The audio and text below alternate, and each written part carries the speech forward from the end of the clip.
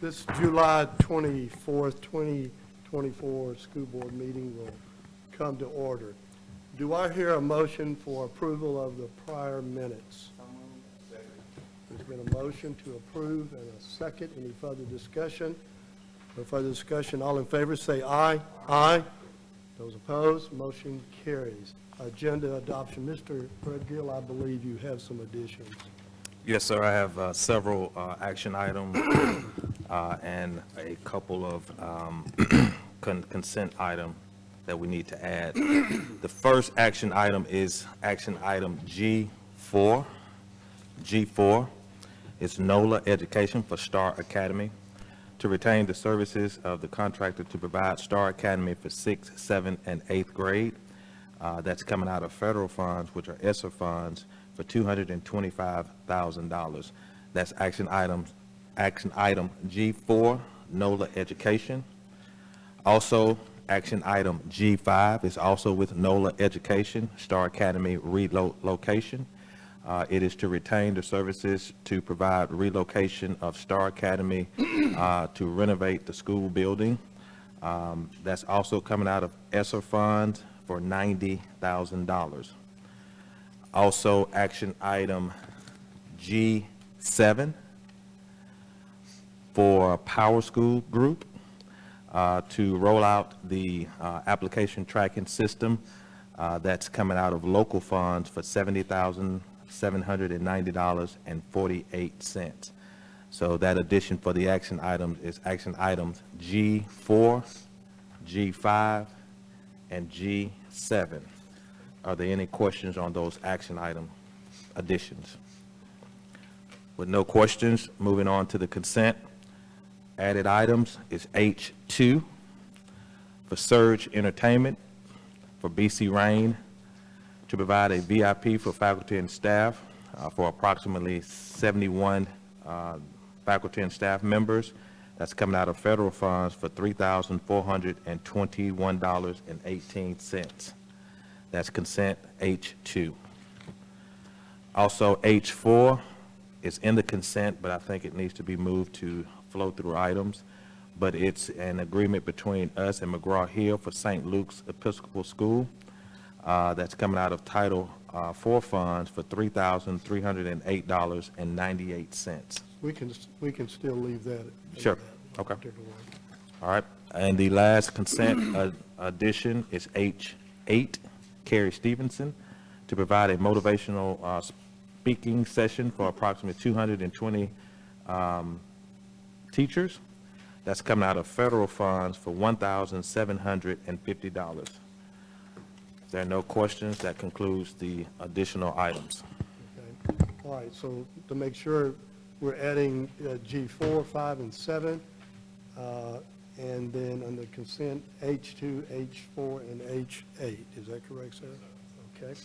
Do I hear a motion for the amended agenda for today? So move we approve the amended agenda as amended. All right, we have a motion to approve the amended agenda, and there is a second. Any further discussion on these items? No further discussion. All in favor say aye. Aye. Those opposed? Motion carries. Mr. Threadgill, any announcements from you this morning, sir? No. And Mr. Hatcher? That we, let's keep Ms. Patson on prayer. She going through a tough time back there. Okay, sir.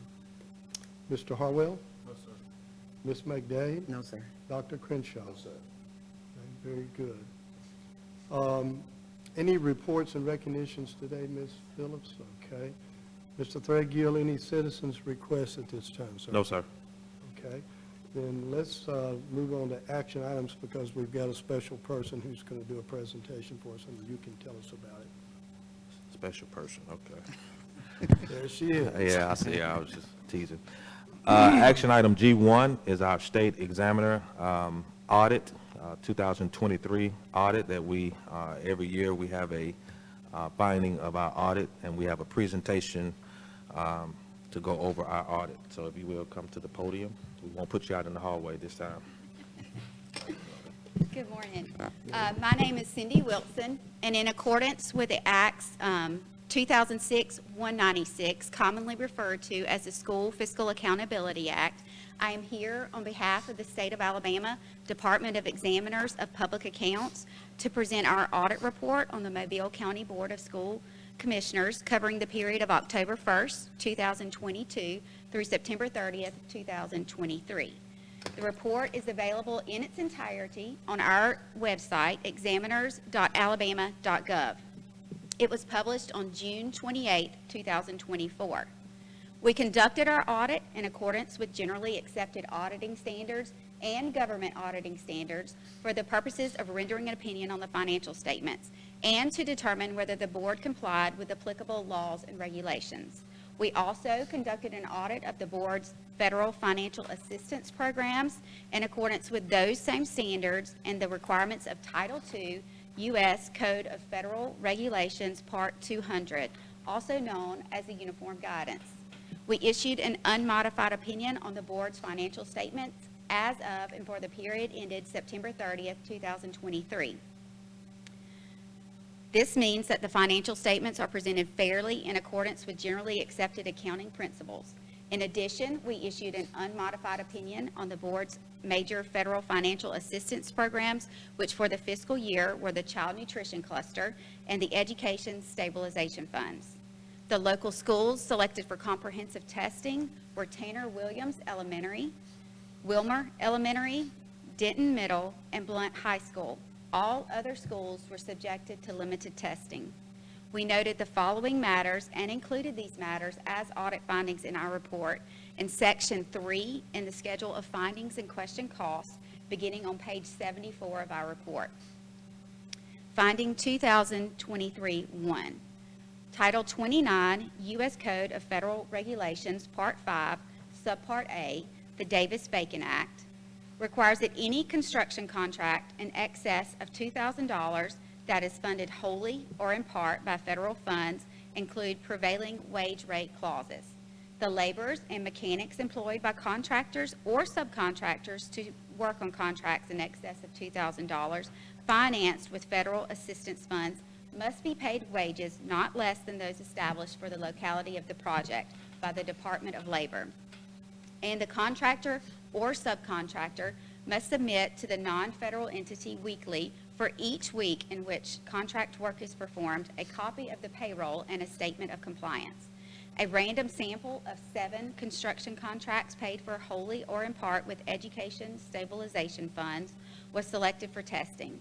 3 of the 7 construction contracts tested did not include the prevailing wage rate clause. Additionally, contractors did not submit weekly certified payrolls to the board for 6 of the 7 contracts tested. The board did not have controls in place to ensure construction contracts included prevailing wage clauses. As a result, the board is not in compliance with the Davis-Bacon Act as it pertains to wage rate requirements. Finding 2023-2. The U.S. Code of Federal Regulations, Title II, Part 200, 318 of the Uniform Guidance states that non-federal entities must have and use its own documented procurement procedures which reflect state and local laws and regulations, provided that the procurements conform to applicable federal law and the standards identified within that section. The Code of Alabama, Section 16-13B-1, requires boards of education to competitively bid the labor, services, work, or the purchase of materials, equipment, supplies, or other personal property involving $40,000 or more. In addition, the Uniform Guidance states that non-federal entities must have and use documented procurement procedures that when purchases are made that exceed the simplified acquisition threshold defined in Uniform Guidance, formal procurement methods are required. Formal procurement methods include sealed bids, competitive proposals, and in specific circumstances, non-competitive proposals. Furthermore, the Uniform Guidance states that the non-federal entity must perform a cost or price analysis in connection with every procurement action in excess of the simplified acquisition threshold, including contract modifications. The board entered into a contract for STEM classroom services for $572,265 using education stabilization funds without obtaining bids in accordance with the state bid law or performing a cost or price analysis. The board did not maintain adequate documentation for utilizing the non-competitive procurement method. The board did not follow their procurement policies, state bid laws, or uniform guidance regarding this purchase. As a result, the board did not comply with the uniform guidance procurement requirements. In our report, we included recommendations to correct the findings. The superintendent prepared a corrective action plan, and it is included in our report as Exhibit 19, beginning on page 80. If there are any questions pertaining to this audit, please direct those questions to our main office in Montgomery. And this concludes my presentation. I would like to thank you and your central office staff for your assistance and cooperation during the audit process. Thank you, Ms. Thank you. Waters. Thank you. Mr. Superintendent? So that's action item G1, State of Examiners presentation, audit presentation for 2023. I ask the board to approve action item G1. Okay, do I hear a motion? So moved. Do I hear a second? Second. Okay, there's a motion and a second to accept the State of Examiners audit presentation. All in favor say aye. Aye. Those opposed, motion carries. Mr. Superintendent? Yes, sir. Action item G2 is the 2024-25 board meeting calendar. We do this every year to approve our work session and board meetings calendar. So I ask the board to approve action item G2, 2024-25 board meeting calendar. Mr. Chairman, Ms. McDay? we've already vetted these issues on our agenda.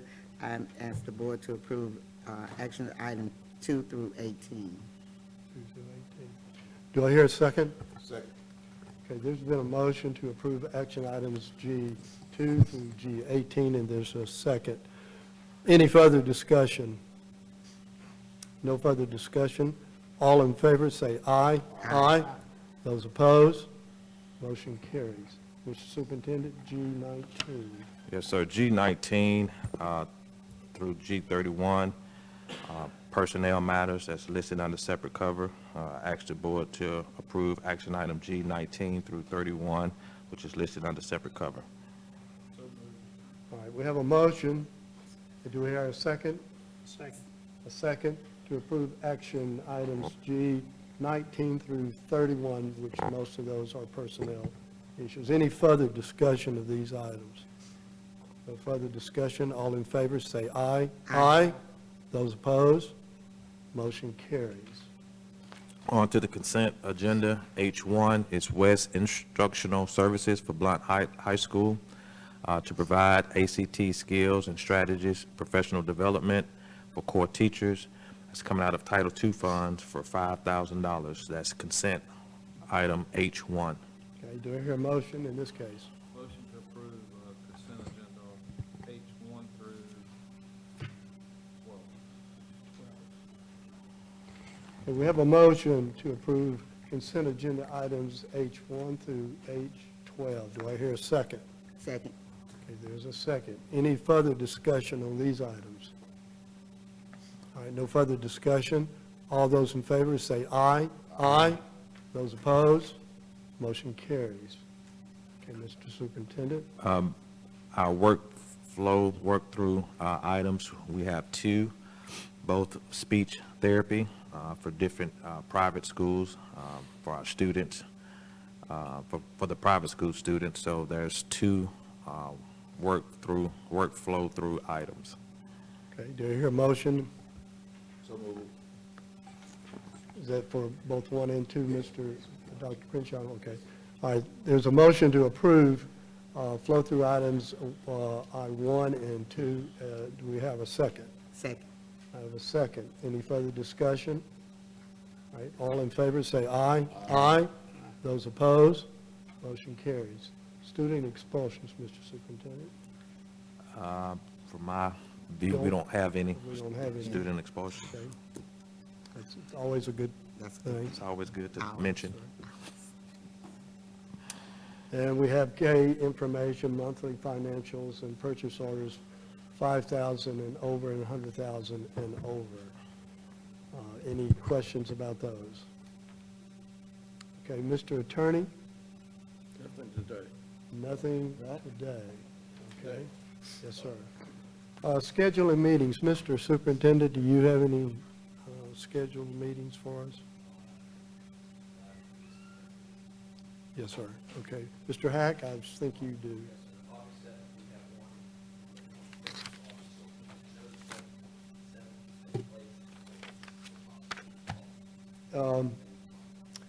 Does that also involve that salary scad? You're still pending that? Yes, sir.